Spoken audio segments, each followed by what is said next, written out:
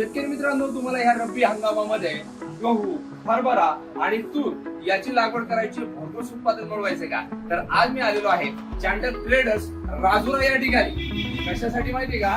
गव्हाचं, हरभऱ्याचं आणि तुरीचं बियाणं घेऊन. हे आहे यशोदा सीड्स या कंपनीचं. यशोदा सीड्स एक्सपर्ट 7777 गव्हाचं बियाणं, यशोदा 9 हरभऱ्याचं बियाणं आणि चंपक हे तुरीचं बियाणं. याची खासियत तुम्हाला सांगायची झाली तर 120 ते 130 दिवसामध्ये तूर निघते, अधिक फुटवे, जास्त शेंगा, मर आणि वांग रोगाशी सहनशील असा जबरदस्त माल चंपक ही तूर यशोदा सीड्सची.